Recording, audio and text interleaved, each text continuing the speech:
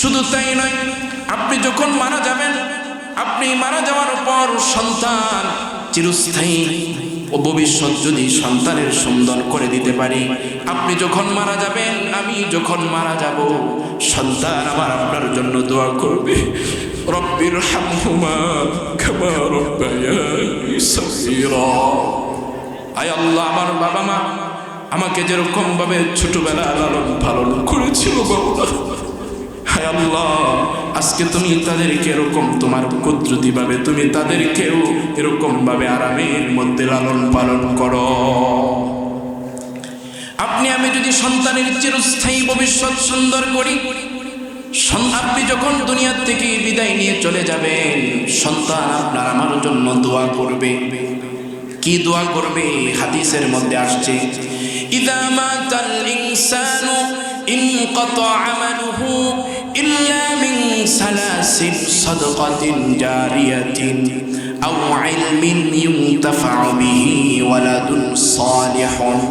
নবীজি বলছেন, দুনিয়া থেকে যখন কোনো বান্দা বান্দিরা চলে যায়, তখন কিছু আমল দুনিয়াতে তার চলতে থাকে। এক নম্বর আমল হচ্ছে, উল্লেখযোগ্য একটা আমল হচ্ছে ওয়ালাদুন সালিহ, নেক সন্তান যদি আমি আপনি রেখে যাই, নেক সন্তান যদি এরকম ভাবে মাদ্রাসার মধ্যে জায়গা দেয়, নেক সন্তান যদি এরকম ভাবে মসজিদের মধ্যে জায়গা দেয়, নেক সন্তান যদি মাদ্রাসার খেদমত করে, মসজিদের খেদমত করে, তালবে এলেমদের খেদমত করে, কোরআনের খেদমত করে, ওখানে যত টাকা দিবে, যত শ্রম দিবে, এই সদকায়ে জারিয়া আর উসিলা করে আল্লাহ রাব্বুল আলামিন পিতামাতাকে চিরতরে মাফ করে দিবে। এই যে এই মাদ্রাসা জায়গা যারা দিয়েছে, এই মাদ্রাসা পরিচালনার জন্য যারা অর্থ দিয়ে শ্রম দিয়ে যে কোনোভাবে মেহনত করতেছে, এটা সদকায়ে জারিয়া। এই সদকায়ে জারিয়ার উসিলা করে কবরবাসীদেরকে আল্লাহ তাআলা অবশ্যই মাফ করে দিবেন। কোরআনের মধ্যে কোনো সন্দেহ আছে? কোনো সন্দেহ নাই। এই জন্য এই কোরআন আল্লাহ তাআলা আমাদেরকে নবী মুহাম্মদ রাসূলুল্লাহ সাল্লাল্লাহু আলাইহি ওয়াসাল্লামের মাধ্যমে আমাদেরকে আল্লাহ তাআলা হাদিয়া উপঢৌকন হিসাবে দিয়েছেন। এই জন্য কোরআনের মধ্যে এমন কোনো বিষয় নাই যে বিষয়টি আল্লাহ সুবহানাহু ওয়া তাআলা যে সমস্যার সমাধান আমাদেরকে দেন নাই। অর্থাৎ মানুষের প্রত্যেকটা মানুষের ব্যক্তি জীবন থেকে শুরু করে পারিবারিক, সামাজিক, রাষ্ট্রীয়ভাবে, রাজনৈতিক, অর্থনৈতিক, অর্থাৎ যা কিছু প্রয়োজন শান্তির জন্য আল্লাহ পাক রব্বুল আলামিন সব কিছু কোরআনের মধ্যে বয়ান করেছেন। সুবহানাল্লাহ। এই জন্য যারা এই কোরআনকে মেনে নিবে, যারা এই কোরআনকে আঁকড়িয়ে ধরবে, যারা কোরআনের রঙে নিজেদেরকে রাঙাবে, আল্লাহ সুবহানাহু ওয়া তাআলা তাদেরকে এরকম ভাবে আল্লাহ পাক তাদেরকে জান্নাত দান করবেন। এই জন্য কোরআনে কারীমের মধ্যে আল্লাহ তাআলা বলছেন, আলিফ লাম রা তিলকা আয়াতুল কিতাবি ওয়া কুরআনিন মুবিন কিতাবুন আনজালনাহু ইলাইকা লিতুখরিজান নাসা মিনাজ যুলুমাতি ইলান নূর। নবী হে, এই কোরআন আমি আপনাকে দিয়েছি, আপনার মাধ্যমে উম্মতে মুহাম্মাদীকে হাদিয়া উপঢৌকন হিসাবে জন্যই দিয়েছি। এই কোরআনের মাধ্যমে আপনি দুনিয়ার সমস্ত বান্দা বান্দীদেরকে অন্ধকারের পথ থেকে আপনি তাদেরকে আলোর পথ দেখাবেন। কোরআনের মাধ্যমে কোরআনের তালিম দিবেন, কোরআনের শিক্ষা দিবেন। কোরআনকে যারা মেনে নিবে, কোরআন পড়বে, কোরআন অনুযায়ী যারা চলবে, আল্লাহ রাব্বুল আলামিন বলেন তাদের জীবনটা আমি আল্লাহ আলোকিত করে দিব। এজন্য কোরআন যারা পড়বে, কোরআন যারা মানবে, তাদের জীবনটা আল্লাহ তাআলা কি করে দিবেন? আলোকিত করে দিবেন। ব্যক্তি জীবন থেকে পারিবারিক, সামাজিক, রাষ্ট্রীয়ভাবে যদি আমরা কোরআনকে মেনে নেই, কোরআন অনুযায়ী যদি নিজের জীবন পরিচালনা করি, আল্লাহ রাব্বুল আলামিন কোরআনের বরকতে আমার আপনার জীবনটাকে আলোকিত করে দিবেন। এই জন্য বন্ধুগণ আমার, এই কোরআন এমন এক কোরআন যে কোরআনের মধ্যে এমন কোনো বিষয় নেই যেই বিষয়টি আল্লাহ তাআলা বয়ান করেন নাই। রব্বুল আলামিন বলেন তিবিয়ানান লিকুল্লি শাই। আমি কোরআনের মধ্যে প্রত্যেকটা বিষয়কে পৃথক পৃথকভাবে বয়ান করেছি। প্রত্যেকটা সমস্যার সমাধান আমি আল্লাহ কোরআনের মাধ্যমে উম্মতদেরকে জানিয়ে দিয়েছি। এই জন্য কোরআন যদি আমি আপনি না পড়তে পারি, আমার পূর্বে আলোচনা শুনতেছিলাম, কোরআন না পড়ে যদি দুনিয়ার থেকে বিদায় নিয়ে চলে যাই, রাসূল কিয়ামতের কঠিন মুসিবতের দিন আমার আপনার জন্য আল্লাহর কাছে মামলা দায়ের করবে। কোরআনের মধ্যে আসছে আল্লাহ তাআলা বলছেন ওয়াকালার রাসূলু ইয়া রাব্বি ইন্না কওমি ইত্তাখাযু হাযাল কুরআনা মাহজুরা।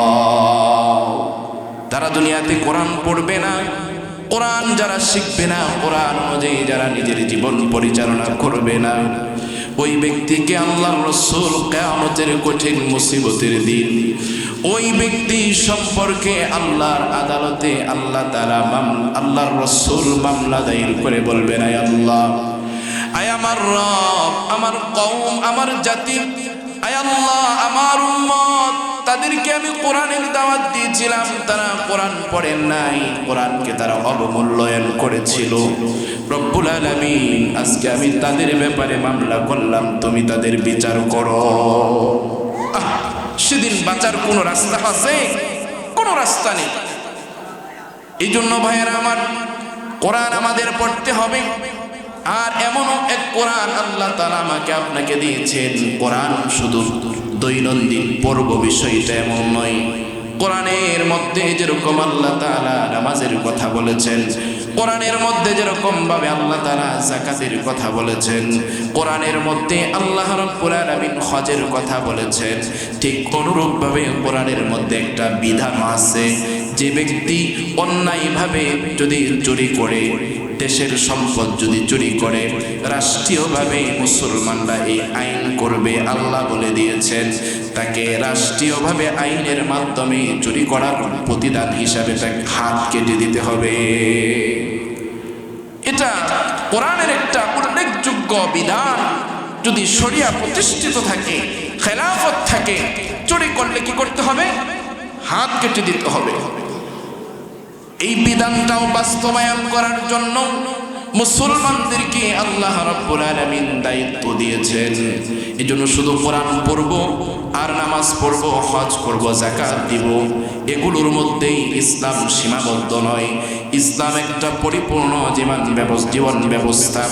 এজন্য কোরআনের মধ্যে আল্লাহ রাব্বুল আলামিন বলছেন, দুনিয়ার বান্দা বান্দিরা রে, তোমরা কোরআনের কিছু আয়াতকে মানবে আর কিছু আয়াত মানবে না, তা হতে পারে না। কিছু আয়াতের উপর ঈমান আনবে আর কিছু আয়াতের উপর ঈমান আনবে না, তা হতে পারে না। আল্লাহ রাব্বুল আলামিন বলছেন, আফাতুমিনুনা বিবা'দিল কিতাবি ওয়া তাকফুরুনা বিবা'দ فما جزاء من يفعل ذلك منكم إلا خزي في الحياة الدنيا ويوم القيامة يردون إلى أشد العذاب وما الله بغافل عما تعملون। আল্লাহ তাআলা বলছেন, কোরআনের কিছু আয়াত তুমি মানবে, কিছু আয়াত বাদ দিবে, তা হতে পারে না। কিছু আয়াতের উপর বিশ্বাস রাখবে, কিছু আয়াতের উপর বিশ্বাস রাখবে না, তা হতে পারে না। মনে রাখো, তোমাদের মধ্যে যারা এগুলো করবে, কিছু আয়াতের উপর মানবে, বিশ্বাস রাখবে, তাদের জন্য দুনিয়ার জিন্দেগিতে আল্লাহ তাআলার পক্ষ থেকে জিল্লতির জীবন উপভোগ করতে হবে। যারা কোরআনের কিছু আয়াত মানবে আর কিছু আয়াতকে তারা অস্বীকার করবে, ওই সমস্ত বান্দা বান্দীদেরকে আল্লাহ তাআলা দুনিয়ার হায়াতের জিন্দেগির মধ্যে তাদেরকে লাঞ্ছনা, তাদেরকে এরকম জিল্লতের হায়াত তাদেরকে দেবে। এজন্য আমাদের কি করতে হবে? পুরো কোরআনের বিধিবিধানগুলো কি করতে হবে? মানতে হবে। এই জন্য বন্ধুগণ আমার, সমাজের এক শ্রেণীর মানুষ এমন আছে, তারা এই কথাটা জবানের মাধ্যমে বলেও ফেলতেছে যে কোরআন একটা ব্যক্তিগত জীবন, কোরআন একটা ব্যক্তিগত ব্যাপার স্যাপার। এই কোরআনের মাধ্যমে এটার সাথে রাজনীতির কোনো সম্পৃক্ততা নাই। আছে নাকি? কোরআনের সাথে রাজনীতির সম্পৃক্ততা আছে?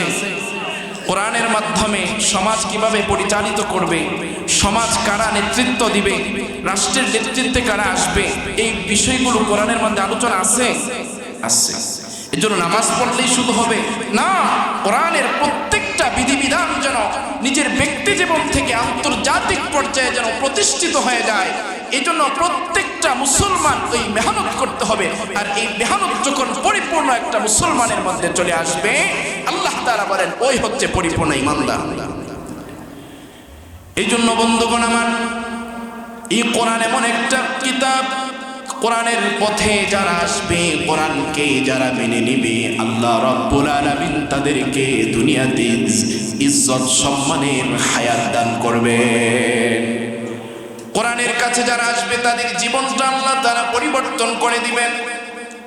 আমরা সকলেই জানি খলিফাতুল মুসলিমিন হযরত ওমর ইবনুল খাত্তাব রাদিয়াল্লাহু তাআলা আনহু, যিনি একজন সন্ত্রাস প্রকৃতির মানুষ ছিল, দুষ্ট প্রকৃতির লোক ছিলেন, অন্যায় অপরাধ কাজকর্ম তিনি করতেন, তার মাধ্যমে করানো হতো।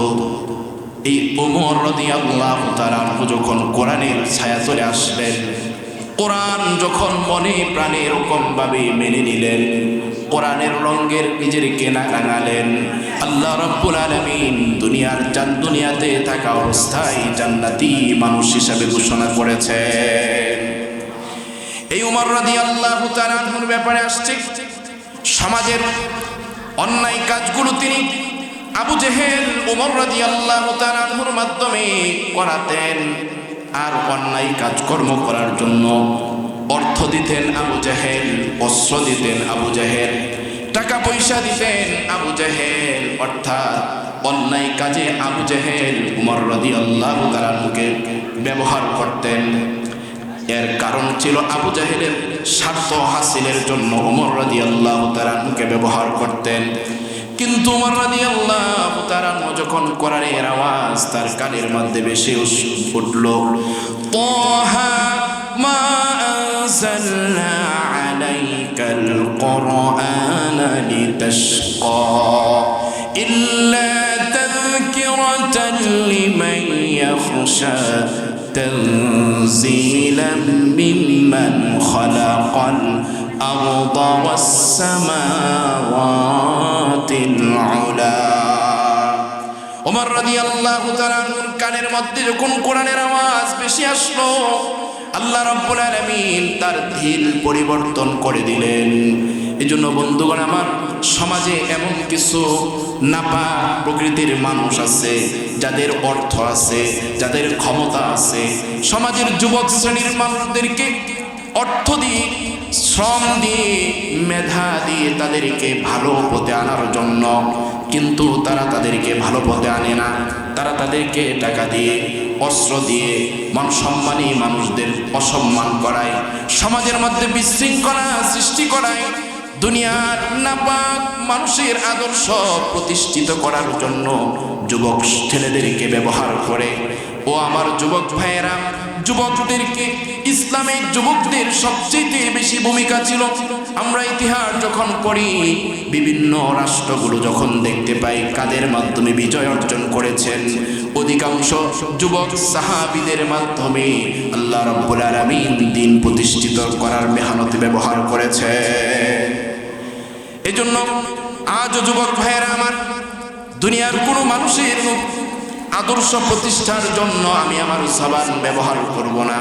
দুনিয়ার কোনো নাপাক মানুষের আদর্শ বাস্তবায়ন করার জন্য আমি নিজেকে ব্যবহার করতে দিব না কাউকে।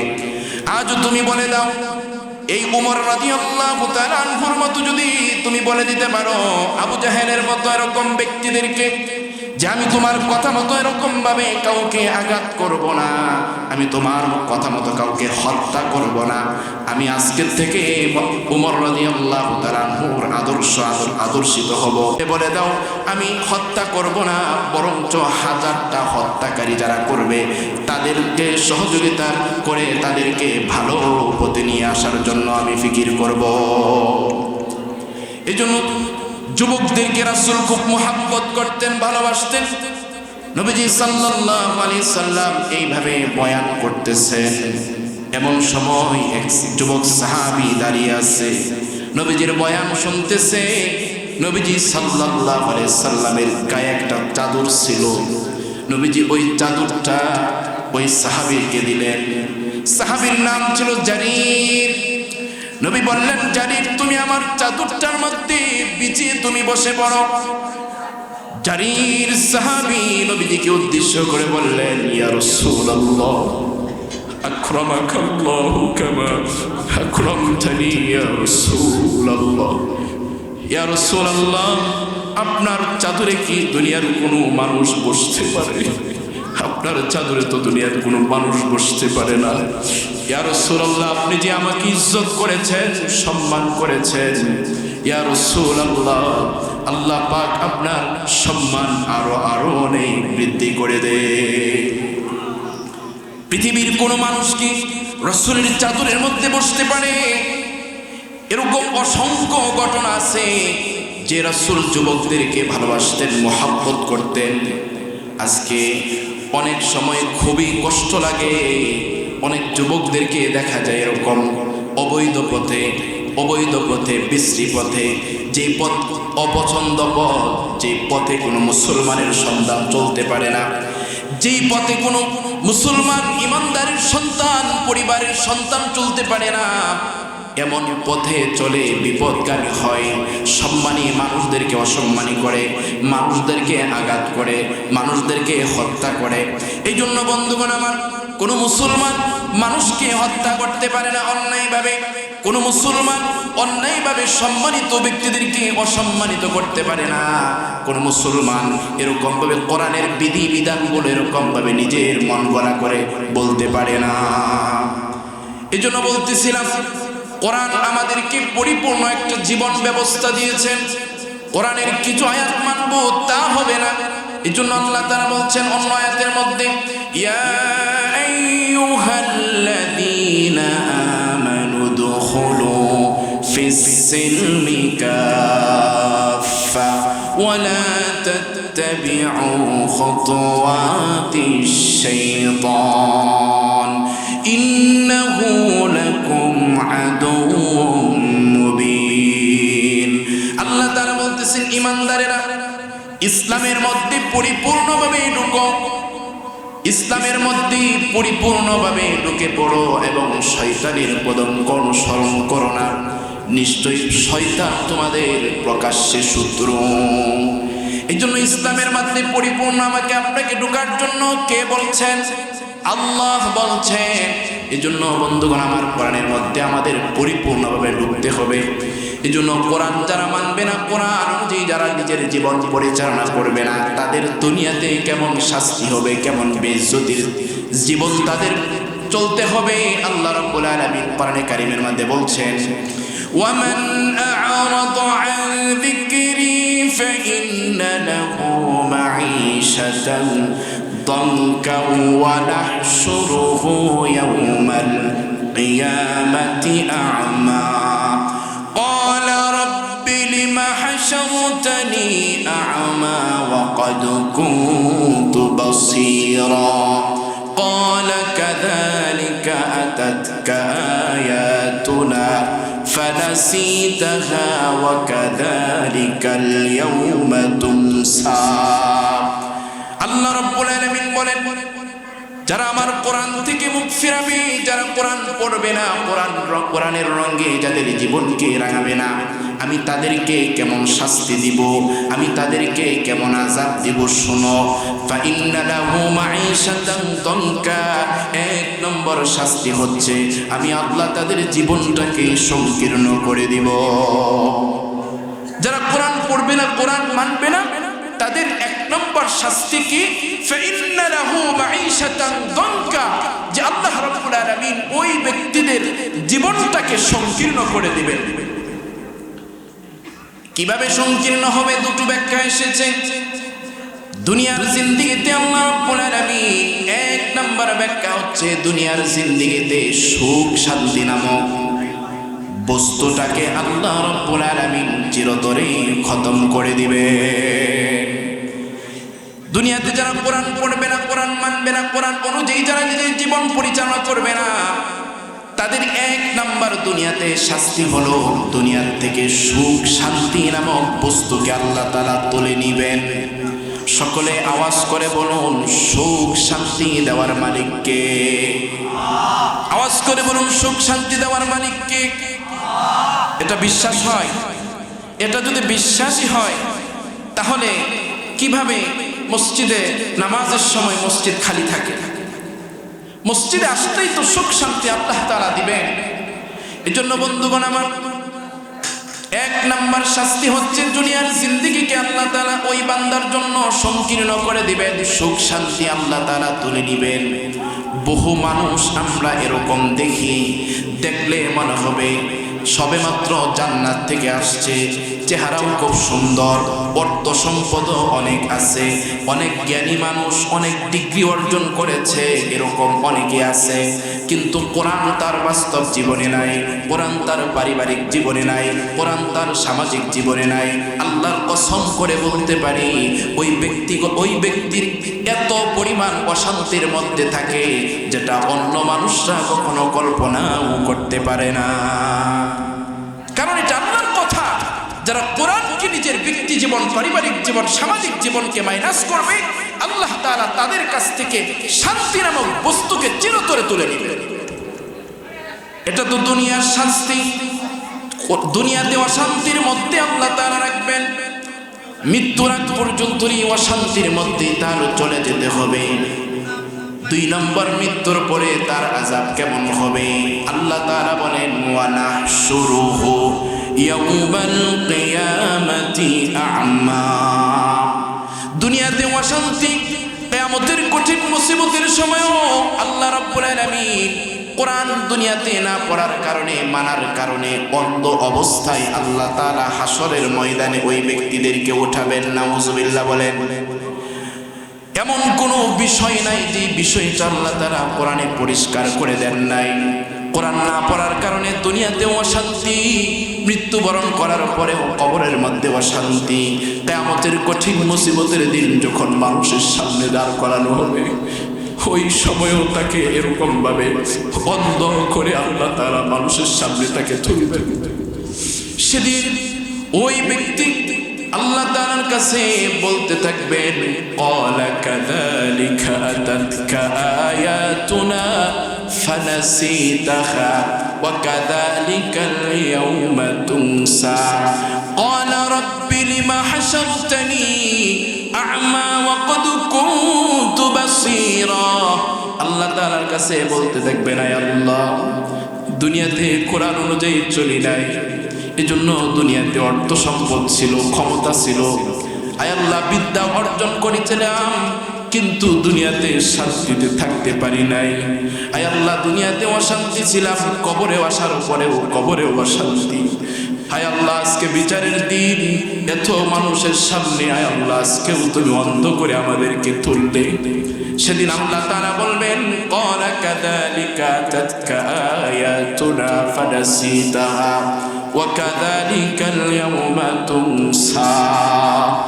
সেদিন আল্লাহ বলবে, বান্দারে, আমি তোমাকে দুনিয়াতে থাকা অবস্থায় চোখ দিয়েছিলাম, হাত দিয়েছিলাম, জবানে কথা বলার শক্তি দিয়েছিলাম, হাঁটার শক্তি দিয়েছিলাম, তোমাকে সব কিছু আমি ঠিকঠাক দেওয়ার পরেও বান্দা তুমি আমার কোরআন খেয়ে দেখো নাই, তুমি কোরআন দেখেও তুমি অন্ধ ছিলে। কোরআনের আইন তোমার কাছে ভালো লাগতো না, কোরআন যারা পড়তো তাদেরকেও তুমি বাঁকা নজরে দেখতে। আজকে ওই দিন যেরকম তুমি সব কিছু দেখার পরেও যেরকম অন্ধ ছিলে, আজকে আমি আল্লাহ তোমাকে এই আযাব দিয়ে আমিও সব কিছু না দেখার মতো আমি আছি। চিন্তা করে, যেদিন আল্লাহ এই অবস্থা আমাদেরকে বলবে, সেদিন আমাদের কোনো বাঁচার কোনো রাস্তা আছে? কোনো রাস্তা নেই। এজন্য আমাদের কোরআন পড়তে হবে, কোরআন অনুযায়ী নিজের ব্যক্তি জীবন থেকে শুরু করে পারিবারিক, সামাজিক, রাষ্ট্রীয়ভাবে কোরআন অনুযায়ী আমাদের প্রত্যেকেরই চলতে হবে। এই জন্য বন্ধুগণ আমার, এই জন্য কোরআনের শিক্ষাটা হচ্ছে সর্বশ্রেষ্ঠ শিক্ষা। কোরআনের শিক্ষা সর্বশ্রেষ্ঠ শিক্ষা। আল্লাহ রাব্বুল আলামিন কোরআনে কারীমের মধ্যে 2 গুণওয়ালা বান্দাদেরকে সম্মানিত বলে ঘোষণা করেছেন। কয় গুণওয়ালা মানুষ? আওয়াজ করে বলুন। কোরআনে কারীমে 2 গুণওয়ালা ব্যক্তিদেরকে আল্লাহ তাআলা সম্মানিত বলে ঘোষণা করেছেন। কয় গুণওয়ালা? 2 গুণওয়ালা ব্যক্তিদেরকে আল্লাহ তাআলা সম্মানিত বলে ঘোষণা করেছেন। আল্লাহ তাআলা বলছেন, ইয়ারফাইল্লাহুল্লাযীনা আমানু মিনকুম ওয়াল্লাযীনা উতুল ইলমা দারাজাত। আল্লাহ রাব্বুল আলামিন বলছেন, ইয়ারফাইল্লাহুল্লাযীনা আমানু, যারা ঈমানদার, যারা ঈমানের হালতে মৃত্যুবরণ করবে, আল্লাহ তাআলা তাদেরকে সম্মানিত বলে ঘোষণা করেছেন। 2 নম্বর সম্মানিত বলে ঘোষণা করেছেন, ওয়াল্লাযীনা উতুল ইলমা দারাজাত। 2 নম্বর সম্মানিত বলে ঘোষণা করেছেন যারা ইলম শিখবে, যারা এই সমস্ত মাদ্রাসায় পড়াশোনা করে, কোরআন শিখে, হাদিস শিখে, আল্লাহ রাব্বুল আলামিন কোরআনে কারীমের মধ্যে এদেরকে সম্মানিত বলে ঘোষণা করেছেন। 2 শ্রেণীর মানুষকে সম্মানিত বলে ঘোষণা করেছেন এবং সম্মান পাওয়ার যোগ্য কে বলেছেন? আল্লাহ বলেছেন। 1 নম্বর যারা ঈমানদার। ঈমান কাকে বলে? আল ঈমান হুয়া তাসদীকু মা জাআ বিহিন নবী সাল্লাল্লাহু আলাইহি ওয়াসাল্লাম। ঈমান বলা হয় আল্লাহ পাক রব্বুল আলামিন যা কিছু আমার আপনার নবীর উপর অবতীর্ণ করেছেন এবং নবী মুহাম্মদুর রাসূলুল্লাহ সাল্লাল্লাহু আলাইহি সাল্লাম যা কিছু করেছেন এবং উম্মতদেরকে যা কিছু করার জন্য বলেছেন, ওই বিষয়গুলো যে ব্যক্তি করবে, বিশ্বাস করবে, ওইটাই হচ্ছে ঈমানদারের গুণ। এই গুণ যার মৃত্যুর আগ পর্যন্তই থাকবে, মৃত্যুবরণ করার সাথে সাথে আল্লাহ পাক তাকে জান্নাত দান করবে। জৈনক ব্যক্তি রাসূলকে জিজ্ঞেস করলেন, মান ঈমান? ইয়া রাসূলুল্লাহ, ঈমান কি জিনিস? নবীজি সাল্লাল্লাহু আলাইহি সাল্লাম বললেন, ঈমান হচ্ছে আস-সাবরু ওয়াস-সামাহা। ঈমান হচ্ছে সবর করা এবং মাফ করা, ক্ষমা করা। দুনিয়ার যখন কোনো বান্দা বান্দিরা এরকম ভাবে প্রতিটি কাজের মধ্যে সবর করবে, এটা ঈমানদারের গুণ। দুনিয়ায় যখন কোনো বান্দা বান্দিরা এরকম সবর করার পরে একজন আরেকজনকে এরকম ক্ষমা করে দিবে, ঝগড়া ফাসাদ করবে না, মিল মোহাব্বতের সাথে থাকবে, ভালোবাসা আদান প্রদান করবে, ভাই ভাই মিল মোহাব্বতের সাথে থাকবে, আত্মীয় স্বজন মিল মোহাব্বতের সাথে থাকবে। এরকম ভালোবাসার বন্ধনে যারা নিজের জীবন পরিচালনা করবে এবং অন্যায় করলেও যারা একে অপরকে ক্ষমা করে দিবে, এটাই হচ্ছে ঈমানদারের আলামত। এজন্য রাসূলকে বলছেন মান ঈমান, ঈমান কি জিনিস? রাসূল বলছেন আস-সাবর, সবর করা। এজন্য প্রতিটি কাজের মধ্যে আমাদের কি করতে হবে? সবর করতে হবে। যদি সবর করি, আল্লাহ রাসূল বলছেন সে ঈমানদার। আর ক্ষমা করে দিতে হবে। একজন মানুষ অন্যায় করে ফেলেছে, ভুল করে ফেলেছে, তাকে ক্ষমা করে দিবে, ক্ষমা করে দিতে হবে। কিন্তু হ্যাঁ, কেউ ইসলামের কোনো বিধানকে, আল্লাহর কোনো আয়াতকে যদি কেউ অস্বীকার করে এবং কোন আয়াতের কোনো বিকৃত অর্থ করে, তাহলে তার কোনো দুনিয়াতে কোনো ক্ষমা নেই, তাকে ক্ষমা করা যাবে না। একজন রাসূলকে গালি দিচ্ছে, তাকে আপনি বলবেন সে ক্ষমা চেয়েছে, মাফ চাই, আমি বুঝতে পারি না, আমাকে মাফ করে দেন, এটা চলবে না। কেউ কোরআনের কোন আয়াতকে বিকৃতভাবে উপস্থাপনা করছে, সে বলতেছে আমি এটা বুঝতে পারি না, আমাকে ক্ষমা করে দেন, এখানে ক্ষমা চলবে? কোনো ক্ষমা চলবে না।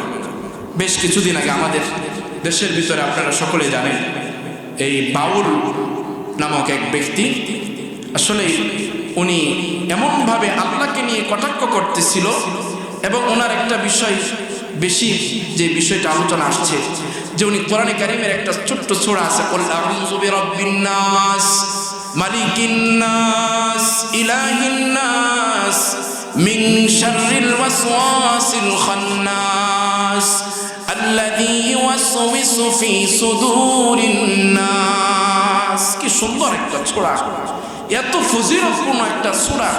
আর সেই বেকুব বলতেছে এখানে আল্লাহ নাকি বারবার মানুষদেরকে নাচার জন্য বলতেছেন। নাউজুবিল্লাহ বলেন।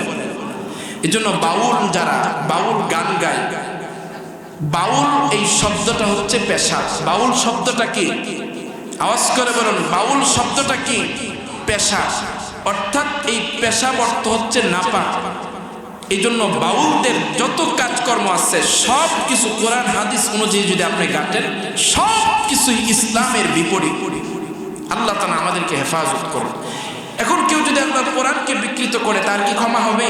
রাসূলকে নিয়ে কেউ যদি কটাক্ষ করে তার কি ক্ষমা হবে? তার ক্ষমা হবে না। কিন্তু এমনি ভাই ভাই এলাকার পাড়া প্রতিবেশী সামান্য ঝগড়া ফাসাদ হয়ে গেছে, এই ক্ষেত্রে একে অপরকে যদি আমি আপনি মাফ করে দেই, রাসূল বলছেন এটা ইমানদারের আলামত। আল্লাহ তাআলা আমাদেরকে তৌফিক দান করুন।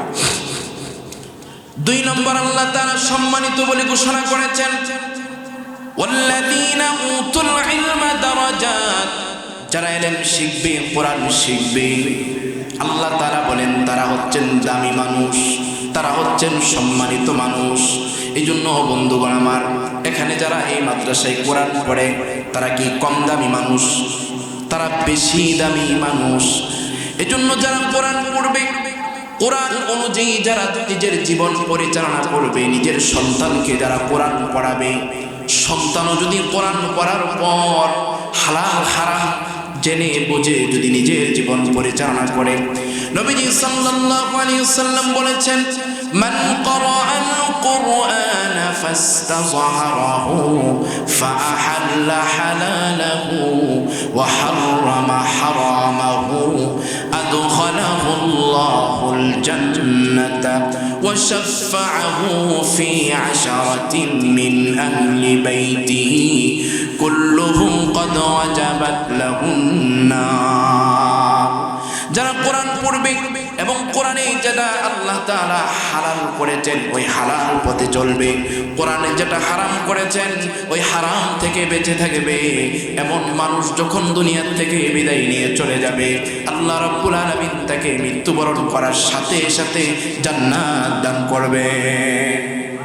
শুধু তাই নয়, ওই কোরআনওয়ালা ব্যক্তির পরিবার থেকে এমন 10 জন ব্যক্তি যাদের জাহান্নাম নির্ধারণ হয়ে গিয়েছিল, এমন 10 জন ব্যক্তিকে কোরআনের উপর চলনেওয়ালা ব্যক্তি সুপারিশের মাধ্যমে আল্লাহর তৈরি জান্নাতে প্রবেশ করাতে পারবে।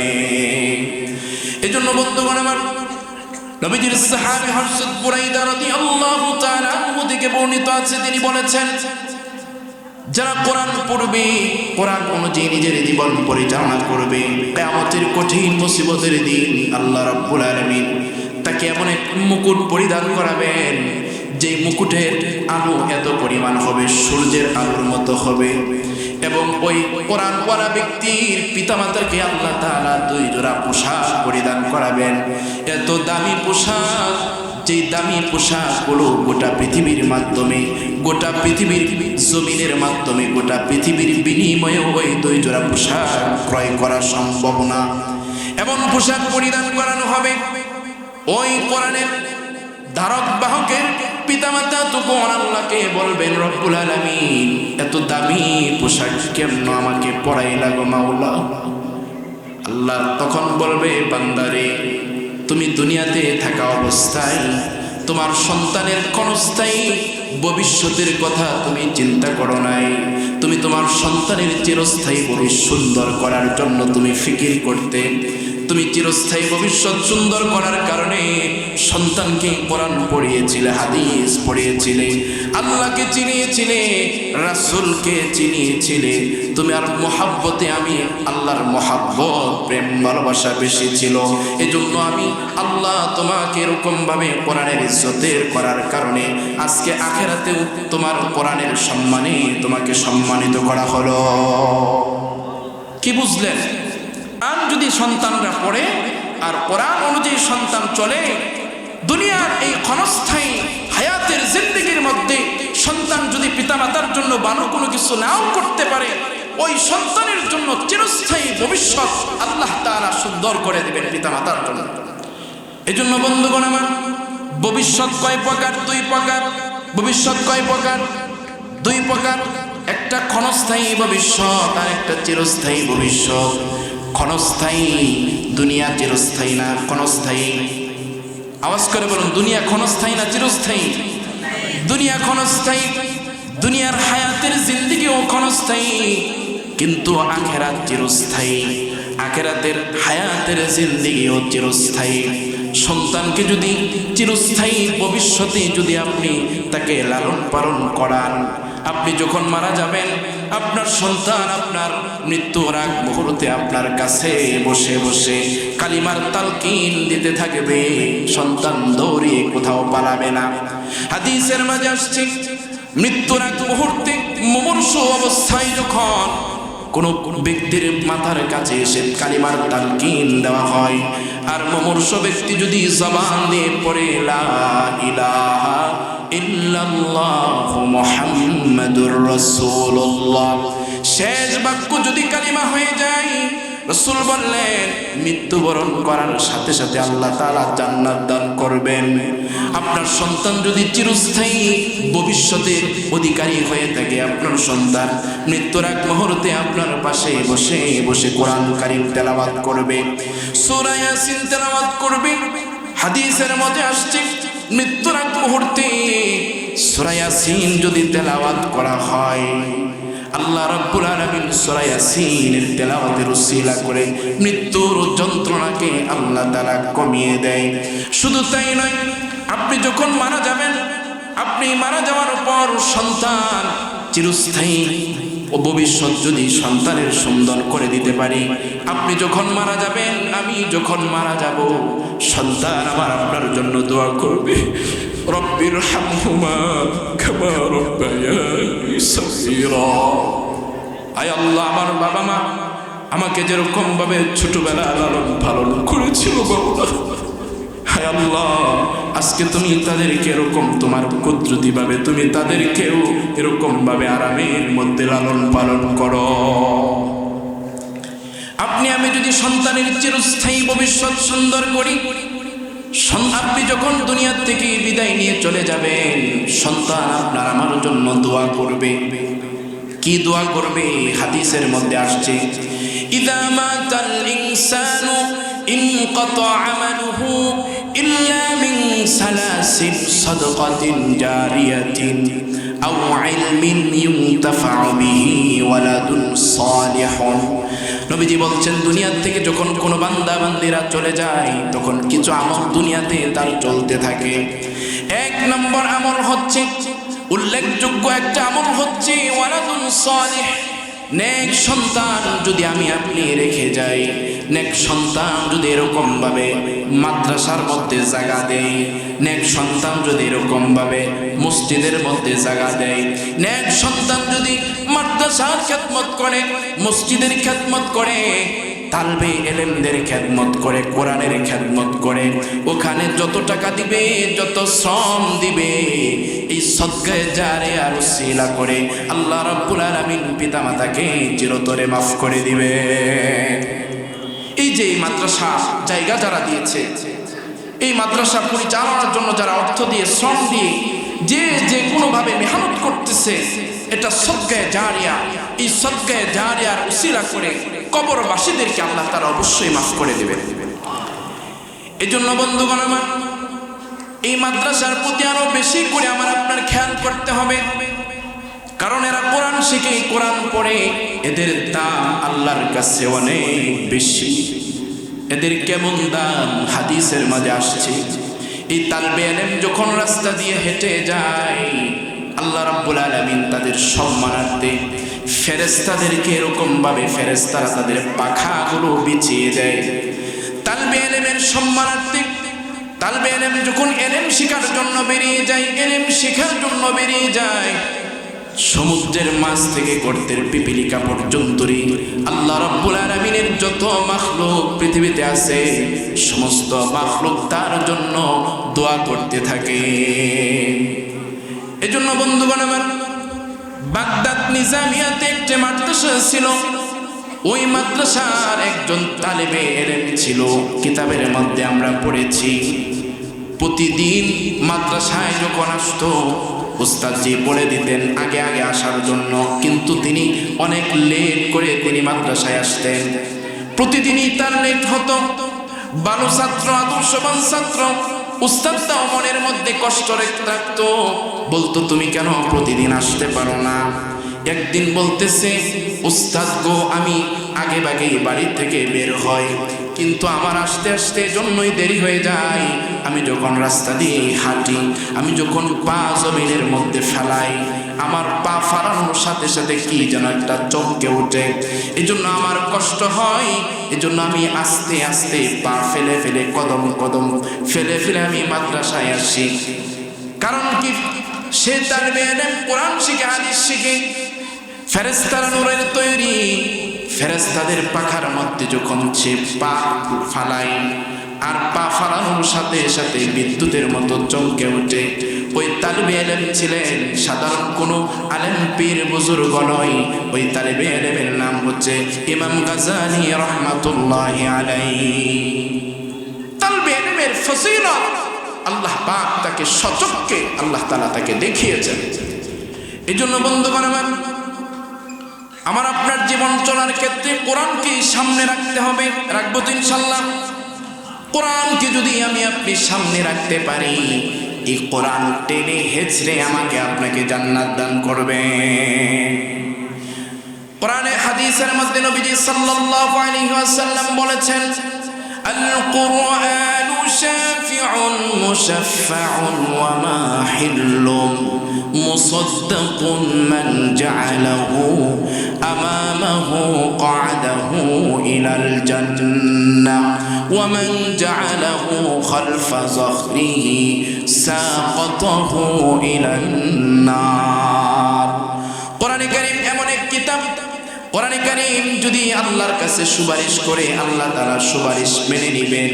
আবার কোরআনে কারীম যদি আল্লাহর কাছে বিতর্ক করে, আল্লাহর কাছে যদি অভিযোগ করে, সেটাও আল্লাহ মেনে নেবেন।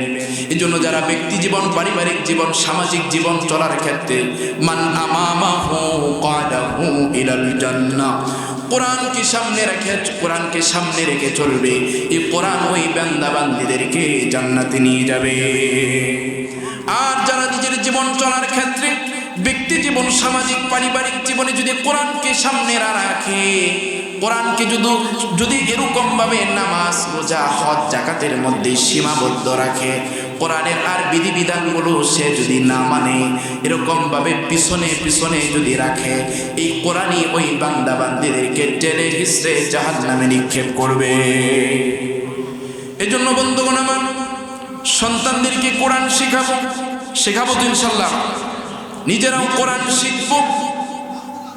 এজন্য কোরআনের মধ্যে আসছে এরকম, আমরা তো দুনিয়াতে চলাফেরা করার ক্ষেত্রে সন্তানদেরকে অনেক শিক্ষায় শিক্ষিত করি, কিন্তু যার ভিতরে কোরআনের শিক্ষা নাই, আল্লাহর তাআলা ওই ব্যক্তির শিক্ষাটাকে কোনো গুরুত্ব নাই, এই কথা আল্লাহ তাআলা বুঝিয়েছেন।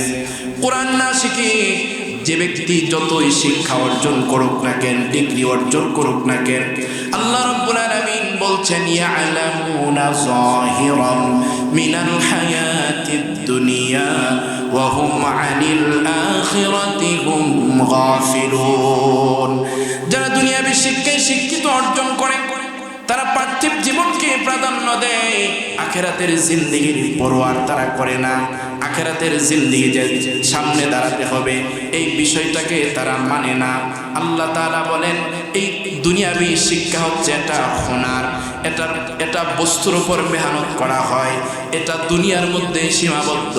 আর যারা আখিরাতের শিক্ষায়, কোরআনের শিক্ষা এবং দুনিয়াবী শিক্ষায় সমন্বয়ে আখিরাতের শিক্ষাকে বেশি প্রাধান্য দিবে, আল্লাহ রাব্বুল আলামিন বলেন ওই শিক্ষাই হচ্ছে আসল শিক্ষা। এই জন্য দুনিয়ার শিক্ষা, এটাকে হুনার বলা হয়, এটা বস্তুর উপর মেহনত করা। একটা ইঞ্জিনিয়ার যদি সে হয়, সে তার ভিতরে যদি দিন না থাকে, সে বস্তুর উপর মেহনত করবে কিভাবে টাকা পয়সা অর্থ সম্পদ অর্জন করা যায়, এই মেহনত এটার মধ্যে দুনিয়ার মধ্যেই তার সীমাবদ্ধ। আর একজন ইঞ্জিনিয়ার যদি তার ভিতরে দিন থাকে আর সে দুনিয়ার হায়াতের জিন্দিগি বস্তুর উপর মেহনত করলেও সে প্রত্যেকটা বস্তুর মেহনতকে সে তার কোরআনকে তার সামনে রাখবে। আমরা এরকম অনেকেই দেখেছি। আমরা মনে করি জেনারেল শিক্ষায় যারা শিক্ষিত তারা মনে হয় এতটা দিনের কাজ করে না। না, আপনারা অবাক হবেন, আমাদের বাংলাদেশে উল্লেখযোগ্য কলেজ ইউনিভার্সিটিগুলোর মধ্যে এত পরিমাণ তারা দিন চর্চা করে, এত পরিমাণ তারা দিন লালন করে, আপনারা জানলে অবাক হয়ে যাবে। এগুলো কাদের মাধ্যমে হচ্ছে? ওই সমস্ত জেনারেল শিক্ষায় শিক্ষিত বান্দা বান্দিরা উলামায়ে কেরামের সোহবতের মাধ্যমে এসে উলামায়ে কেরামের সোহবত অবলম্বন করে আল্লাহ পাক রব্বুল আলামিন তাদেরকে এত সম্মানিত করেছেন যে তাদেরকে আল্লাহ তাআলা এমনও আছে তারা মুস্তাজাবুদ দাওয়া, অর্থাৎ দোয়া করলে আল্লাহ তাআলা কবুল করে নেবেন ইনশাআল্লাহ। এটা কিসের মাধ্যমে হয়েছে? ওই দুনিয়াবী শিক্ষা অর্জন করার পাশাপাশি দ্বীনি শিক্ষাকে তারা বেশি প্রাধান্য দিচ্ছে। আল্লাহ তাআলা আমাদেরকে এরকম ভাবে প্রত্যেকটা ক্ষেত্রে প্রত্যেকটা স্থানে এরকম ভাবে দ্বীনকে বেশি প্রাধান্য দেওয়ার তৌফিক দান করুন। এই জন্য বন্ধুগণ আমার, আমি আপনি দুনিয়াতে চলাফেরা করতেছি, আমাদের সন্তান, আমাদের আত্মীয় স্বজন, আমরা কত মেহনত তাদেরকে যাতে ভালো থাকতে পারে এই মেহনত করতেছি। আমার সন্তান কিভাবে ভালো থাকতে পারে এই মেহনত আমি আপনি করি, অথচ সন্তানের ভবিষ্যৎ কি? আমি মৃত্যুবরণ করার পর আমার এই সন্তান কি কোনো কাজে আসবে? না এই সন্তানের বেউসুলি চলাফেরা করার কারণে আমার দ্বিগুণ কবরের মধ্যে আযাব হতে হবে, আযাব সম্মুখীন হতে হবে, এটা আমরা কেউ চিন্তা করি না। এজন্য কোরআনের মধ্যে আসছে কিয়ামতের কঠিন মুসিবতের দিন দুনিয়ার বান্দা বান্দীদের সন্তান সন্ততি অর্থ সম্পদ কোনো কিছুই কাজে আসবে না। আল্লাহ তাআলা বলেন ইয়াউমা লা ইয়ানফাউ মালু ওয়ালা বানুন ইল্লা মান আতাল্লাহা বিকলবিন সালিম। কিয়ামতের ময়দানে মৃত্যুবরণ করার পরে বান্দা বান্দীদের অর্থ সম্পদ, টাকা পয়সা, সন্তান সন্ততি কোনো কিছুই কাজে আসবে না। কি কাজে আসবে? ইল্লা মান আতাল্লাহা বিকলবিন সালিম। একটা গুনাহমুক্ত পবিত্র আত্মা নিয়ে, পবিত্র কলব নিয়ে যদি আমি আপনি দুনিয়ার থেকে চলে যাইতে পারি, এই কলবই আল্লাহর কাছে দাম এবং এই কলবের কারণে আল্লাহ তাআলা সম্মানিত করবেন। এজন্য বন্ধুগণ আমার, আমি আপনি দুনিয়াতে যা কিছু করতেছি না কেন, যা কিছু করি না কেন, এর প্রতিটি সেকেন্ডের হিসাব আল্লাহর কাছে দিতে হবে। দিতে হবে নাকি? প্রতিটি মুহূর্তের হিসাব আল্লাহর কাছে দিতে হবে। আল্লাহ রাব্বুল আলামিন বলছেন ওয়াত্তাকু ইয়াওমান তুরজাউনা ফীহি ইলাল্লাহ সুম্মা তুওয়াফফা কুল্লু নাফসিন মা কাসাবাত ওয়া হুম লা ইউযলামুন। আল্লাহ তাআলা বলেন, বান্দা বান্দীরা, ওই দিনটাকে ভয় করো যেদিন তোমরা আল্লাহর সামনে দাঁড়াবে, আল্লাহর কাছে তোমাদের যেতে হবে। কোন দিন আল্লাহকে ভয় করার জন্য বলছেন? মুফাসসিরিনে কেরামগণ বলেছেন আখিরাতের দিনকে ভয় করার জন্য বলেছেন, বিচারের দিনকে ভয় করার জন্য বলেছেন। বিচার করবেন যিনি, তিনি কে? আল্লাহ বিচার করবেন। এমন কোনো মানুষ নাই সেদিন আল্লাহর সামনে দাঁড়িয়ে আল্লাহর অনুমতি ছাড়া কথা বলবে। আল্লাহ তাআলা বলেন মান যাল্লাযী ইয়াশফাউ ইনদাহু ইল্লা বিইযনিহি ইয়ালামু মা বাইনা আইদিহিম ওয়া মা খালফাহুম ওয়া লা ইউহীতুনা বিশাইইন মিন ইলমিহি ইল্লা বিমা আল্লাহ তাআলা বলবেন, আজকে এমন কে আছো আমি আল্লাহর অনুমতি ব্যতীত আমি আল্লাহর সামনে দাঁড়িয়ে কথা বলবে? সেদিন কেউ আল্লাহর অনুমতি ব্যতীত আল্লাহর সামনে দাঁড়িয়ে কথা বলতে পারবে না। বিচারের দিন হবে, মানুষ গুনাহগারগুলোর এমন অবস্থা হবে, গুনাহগারগুলো গুনাহের ওজনে এরকম ভাবে হাবুডুবু খেতে থাকবে, গামের মধ্যে হাবুডুবু খেতে থাকবে। সূর্যের তাপ এতটা কাছাকাছি চলে আসবে, সূর্যের তাপে এরকম জমিনটা তামা হয়ে যাবে, এত কঠিন ভয়াবহ অবস্থা হবে। সেদিন আল্লাহ তাআলা আমার আপনার বিচার করবেন। আর ওই কঠিন মুহূর্তে আল্লাহ পাকের আরশে আজিমের ছায়া ব্যতীত আর কোনো স্থান সেদিন থাকবে না। এত কঠিন মুসিবতের দিন, সেদিন আল্লাহ বিচার করবেন। আর ওই কঠিন মুহূর্তে আল্লাহ পাকের আরশের ছায়া ব্যতীত আর কোনো ছায়া থাকবে না। ওই আরশের ছায়ার নিচে আল্লাহ তাআলা এমন কিছু বান্দা বান্দীদেরকে স্থান দিবেন, এমন কিছু বান্দা বান্দীদেরকে আশ্রয় দিবেন। আর যারা এটার বাহিরে থাকবে তাদের কষ্টের কোনো সীমানা থাকবে না। কাদেরকে আল্লাহ তাআলা আরশে আজিমের নিচে স্থান দিবেন? নবীজি সাল্লাল্লাহু আলাইহি ওয়াসাল্লাম বলেছেন, সাবআতুন ইউযিল্লুহুমুল্লাহু ফি যিল্লিহি ইয়াওমা লা যিল্লা ইল্লা যিল্লুহু আল ইমামুল আদিল। আল্লাহ তাআলা আরশে আজিমের নিচে এমন বিশেষ গুণওয়ালা ব্যক্তিদেরকে স্থান দিবেন। এক নম্বর, ওই শ্রেণীর মানুষদেরকে আল্লাহ তাআলা স্থান দিবেন যারা ন্যায় পরায়ণ বাদশাহ, ন্যায় পরায়ণ শাসক, ন্যায় পরায়ণ ব্যক্তি, ন্যায় পরায়ণ মেম্বার, ন্যায় পরায়ণ চেয়ারম্যান, ন্যায় পরায়ণ মন্ত্রী এমপি, ন্যায় পরায়ণ রাষ্ট্রপ্রধান যারা হবেন তাদেরকে আল্লাহ রাব্বুল আলামিন আরশে আজিমের নিচে স্থান করে দিবে। ন্যায় পরায়ণ যারা হবে, ন্যায় পরায়ণ শাসক যারা হবে তাদেরকে আল্লাহ তাআলা আরশে আজিমের নিচে কি করবেন? স্থান করে দিবেন। আমরা অনেক সময় একটা বিষয়, একজনকে সাপোর্ট করা, একজনকে সহযোগিতা করা, সমাজের নেতৃত্বের জন্য, এটা আমরা কোনো কিছু মনেই করি না, এটা আমরা একেবারেই ফেলিয়ে দিই। এটার জন্য কিন্তু আল্লাহর কাছে আমার আপনার দাঁড়াতে হবে, বিচারে কাঠগড়ায় দাঁড়াতে হবে যে আমি আপনি একজন মানুষকে ভোটের মাধ্যমে এরকমভাবে সমাজের নেতৃত্বের জন্য তাকে মেম্বার বানাইলাম, তাকে চেয়ারম্যান বানাইলাম, তারা এরকম মন্ত্রী বানালাম। আমার ভোটের মাধ্যমে সে যদি এটা অর্জন করে, ওই চেয়ারে যদি সে বসে, আর ওই চেয়ারে বসে সে যত নাফরমানি করবে, যত মানুষের হক নষ্ট করবে, যত মানুষের অধিকার নষ্ট করবে, এর প্রতিটি ভাগ আমার আপনারও দিতে হবে। হজ করলেই হবে? অসম্ভব। মাদ্রাসা এরকম বিশাল বিশাল করে দিলেই হবে? মসজিদ অসংখ্য মসজিদ করে দিলেই হবে? না, মানুষের হকের মধ্যে আল্লাহ তাআলা নিজে স্যালেন্ডার করেছেন। আগে বান্দার হক আদায় করে আসো, তারপরে আমার কাছে তোমার ক্ষমা। এই জন্য আরশে আজিমের নিচে আল্লাহ রাব্বুল আলামিন যাদেরকে স্থান দিবেন, এর মধ্যে এক নম্বর মানুষ হচ্ছে ন্যায় পরায়ণ ইনসাফগার ব্যক্তিকে আল্লাহ তাআলা আরশে আজিমের নিচে স্থান দিবেন।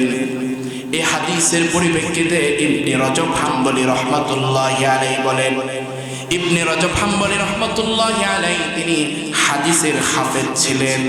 ইবনে রজব হাম্বলী রহমাতুল্লাহি আলাইহি বলেন, দুনিয়ার বান্দা বান্দিরা, এই হাদিস শুধু ন্যায় পরায়ণ বান্দা বা ন্যায় পরায়ণ শাসকের সাথে সম্পর্ক নয়, বরং এই হাদিস প্রতিটি মানুষের সাথে সম্পর্ক।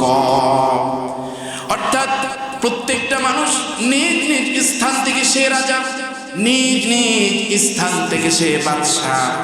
আমি আমার চোখের বাদশাহ, আমার চোখ আমার প্রজা, আমি আমার হাতের বাদশাহ, আমি আমার হাত আমার প্রজা, আমি আমার পায়ের বাদশাহ, আমার পা আমার প্রজা, আমার দিল আমার অন্তর আমার চোখ, আমার যা কিছু আছে সব কিছু রাজা আমি, আর এই সব কিছু হচ্ছে আমার প্রজা।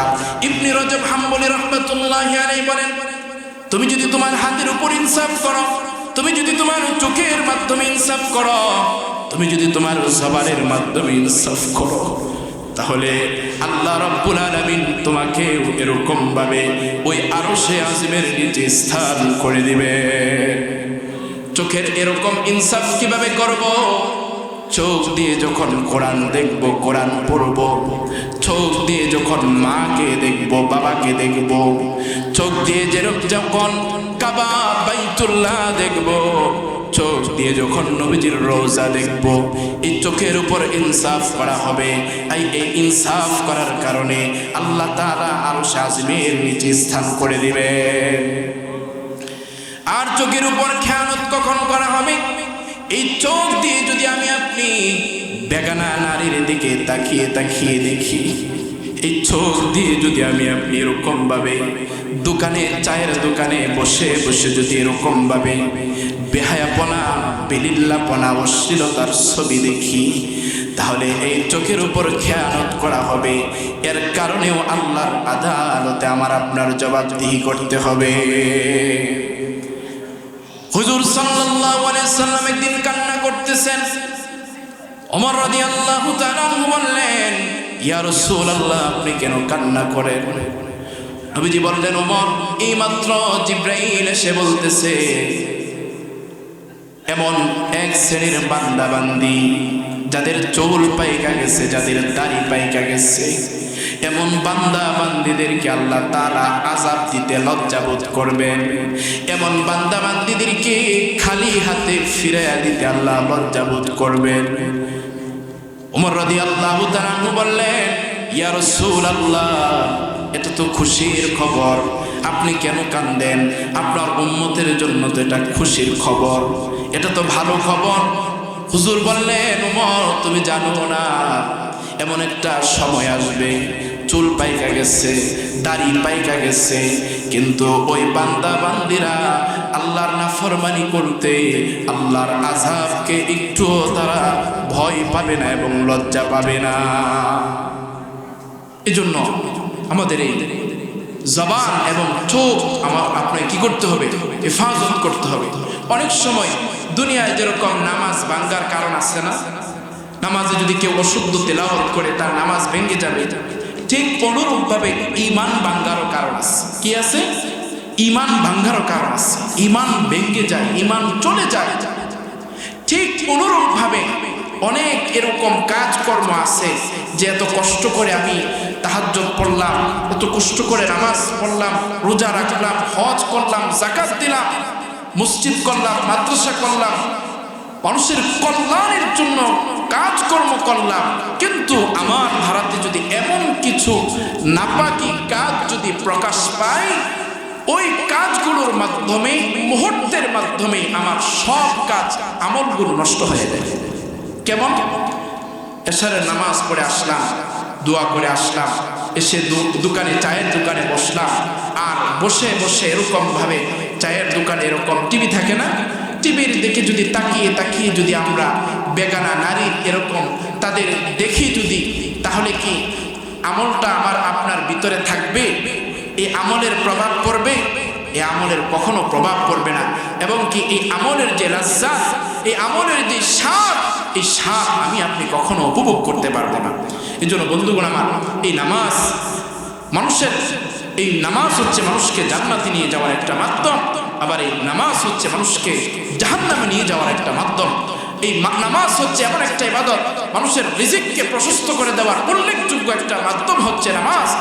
এই নামাজ হচ্ছে এমন এক ইবাদত, দুনিয়ার সমস্ত বালা মুসিবত থেকে আল্লাহ তাআলা নামাজের মাধ্যমে বান্দাকে হেফাজত করেন। দুনিয়ার সমস্ত বালা মুসিবত বান্দার নামাজের মাধ্যমে আল্লাহ দূর করে দেন। দুনিয়ার সমস্ত বিপদ আপদ বান্দাকে নামাজের মাধ্যমে, সিজদার মাধ্যমে আল্লাহ দূর করে দেন। কিন্তু আমি আপনি নামাজ পড়ি, কিন্তু নামাজের মাধ্যমে আমার বালা মুসিবত দূর হয় না, আমার রিজিকের পেরেশানিও দূর হয় না, আমার কোনো কিছুই দূর হয় না। এর কারণ কি? এর কারণ হচ্ছে নামাজের মতো নামাজ আমার আপনার কি হচ্ছে না, হচ্ছে না। নামাজ পড়তেছি কিন্তু আমার ওযু ঠিক নাই, নামাজ পড়তেছি কিন্তু আমার এরকম ভাবে কেরাত ঠিক নাই, নামাজ পড়তেছি কিন্তু আমার খাবারের মধ্যে ভেজাল, নামাজ পড়তেছি কিন্তু আমার চোখের মধ্যে ভেজাল, নামাজ পড়তেছি হাত অঙ্গ প্রত্যঙ্গের মধ্যে ভেজাল, নামাজ পড়তেছি আমার পোশাকের মধ্যে নাপাকি লেগে আছে। এই জন্য একাগ্রতার কারণে, আল্লাহর সন্তুষ্টির জন্য নামাজ না পড়ার কারণে আমার আপনার বিপদ আপদগুলো এরকম ভাবে মুসিবত দূর হচ্ছে না। এজন্য কোরআনের মধ্যে কথা আসছে, আল্লাহ তাআলা বলছেন, ইন্নাস সালাতা তানহা আনিল ফাহশাই ওয়াল মুনকার।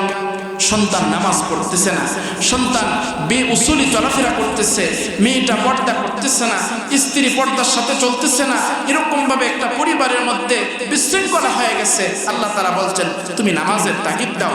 তোমার পরিবারের মধ্যে যখন তুমি নামাজের এই বিধিবিধান, এই নামাজকে যখন তুমি প্রতিষ্ঠিত করবে, তোমার বিবি, তোমার স্ত্রী, অর্থাৎ যা আছে, যারা সদস্য আছে, আল্লাহ তাআলা প্রত্যেককে এরকম ভাবে ঠিক করে দেবে।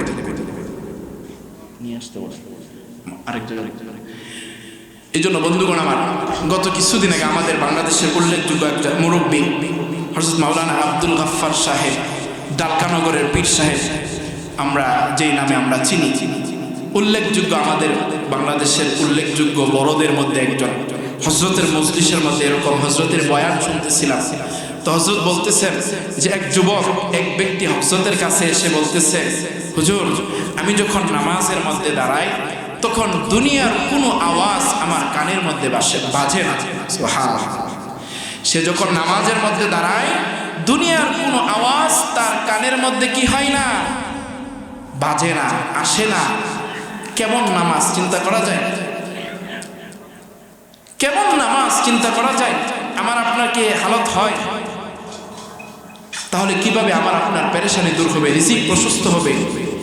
তখন এই কথা শোনার পর আমার সাহাবীদের কথা মনে পড়ে গেছে, যে সাহাবীদের ঈমান আমার আপনার ঈমানের মাপকাঠি বলেছেন। সাহাবীদের তাকওয়া আমার আপনার তাকওয়ার সাথে এরকম ভাবে সাদৃশ্য রেখেছেন। সাহাবীদের ঈমানের সাথে আমার আপনার ঈমান যদি মিলে যায়, আল্লাহ তাআলা এই ঈমানের বদলতে জান্নাত দান করবেন। সাহাবীদের তাকওয়ার মতো যদি আমার আপনার তাকওয়া মিলে যায়, এই তাকওয়ার কারণে আল্লাহ তাআলা আমাকে আপনাকে জান্নাত দান করবেন। এজন্য কোরআনের মধ্যে আসছে, আল্লাহ তাআলা বলছেন, ওয়া ইযা ক্বিলা লাহুম আমিনু কামা আমানান নাস। আল্লাহ তাআলা বলছেন যে ঈমান আনো তোমরা সাহাবায়ে কেরামের মতো ঈমান আনো। ফাইন আমানু বিমিসলি মা আমানতুম বিহি ফাকাদ ইহতাদাউ। সাহাবায়ে কেরামের মতো যদি ঈমান হয়ে যায়, আল্লাহ রাব্বুল আলামিন হেদায়েতের উপরে আমাকে আপনাকে রাখবেন। শুধু ঈমানের মাপকাঠি নয়, সাহাবায়ে কেরাম আমার আপনার তাকওয়ারও মাপকাঠি। আল্লাহ তাআলা বলছেন, উলাইকাল্লাযীনা ইমতাহানাল্লাহু কুলুবাহুম লিত্তাকওয়া। আল্লাহ তাআলা সাহাবায়ে কেরামের ঈমানকে, সাহাবায়ে কেরামের তাকওয়ার ব্যাপারে আল্লাহ তাআলা পরীক্ষা করেছেন। এজন্য সাহাবায়ে কেরামের তীর ঢুকে গেছে বলে তার তীরটা এখন খোলার প্রয়োজন নাই। সে যখন নামাজে দাঁড়িয়ে যাবে, তার তীরটা টেন দিলে খুলে যাবে, আর সে কষ্ট পাবে না।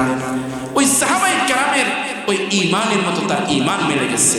বলে, হুজুর, আমার যতই আওয়াজ আসুক, আমি কোনো আওয়াজ আমার ভিতরে আসে না, এবং কি আমার কানের কাছাকাছি যদি বিকট শব্দ হয়, তারপরে আমি নামাজে দাঁড়াইলে বাকি কোনো আওয়াজ আমার কানের মধ্যে আসে না। আল্লাহ তাআলা আমাদের প্রত্যেককে এরকমভাবে নামাজ, সাহাবায়ে কেরামের তাকওয়া এবং ঈমানের মধ্যে ইস্তিকামতের সাথে চলার তৌফিক দান করুন।